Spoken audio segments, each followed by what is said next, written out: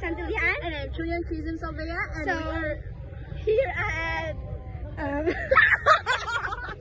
A few moments later. Hi guys! So, I'm Kimberly V. Santillán. And I'm Julian Crism Salvea. So, we're here at Daig! So, as you can see, maraming tao ngayon and we are going to interview some random people kung sino yung mga kilala nilang national hero.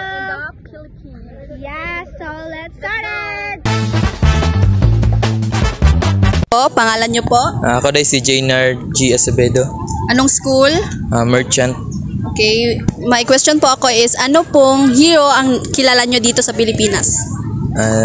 Hero is si General Luna. Ano po ang kanyang na-contribute dito sa Pilipinas? He leads sa atong kalaban niyang mga Amerika para sa atong country. Okay, Para sa freedom sa atong country. Okay, thank you. So yeah, pwede pa interview. So, first name po. Ken, Saan po nag-aaral? sa Caraga State University. So, first question po, sino po yung mga kilala niyo ditong hero sa Philippines? The most popular one, si Jose Rizal, Beside po kay Sir Sal. sila Bonifacio, Mabini, sila. Ano po yung mga na-contribute nila dito sa Philippines? Siguro for the independence of the Philippines, the most impactful nila contribution. So, yeah. Thank you! Good afternoon po. Pangalan niyo po? I'm Camilo Agagdang. Taga saan? Porokto, Perdongan, Butuan. Okay, my question po is, sino po yung kilala niyong hero dito sa Pilipinas? Yes, number sa Pilipinas, si Jose Rizal. At saka Marcos, si Romulo Marcos, no?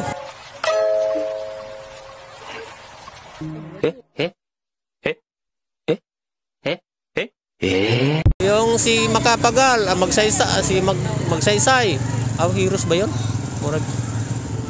Yun lang. Thank you po. Thank you po. Mura yun. Yan lang po. Guys, handa lang tayo ng ma-interview.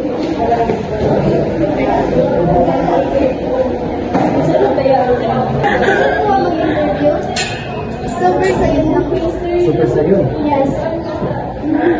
So yun nga, first name mo po kuya? Ako si MacArt.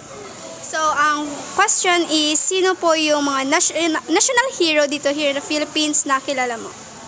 Si Lapu-Lapu. So ano po yung contribution niya dito sa Philippines? Ang natulong niya sa Pilipinas ay pakikipaglaban sa mga sa mga Espanyol. Thank you! What a nice answer, guys. So, Hi po, name?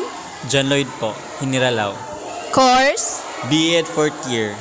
Question po is, sino po yung kilala niyong hero dito sa Pilipinas? Jose Rizal po. Aside kang Jose Rizal, sino pa po? Andres Bonifacio. Ano po ang kanyang na-contribute dito sa Pilipinas? Malaki po ang na-contribute niya dito sa Pilipinas po. As in, malawak po. Okay, thank you! So, yun na nga guys, narinig nyo naman ang kanilang mga sagot. So, dapat talaga natin kilalanin ang ating pambansang bayani dito sa Pilipinas. At kilala sa mga bagong henerasyon. Once again, I am Julian Cris M. Saldea. and I'm Kimberly V. Santillán. See you when I see you. Bye!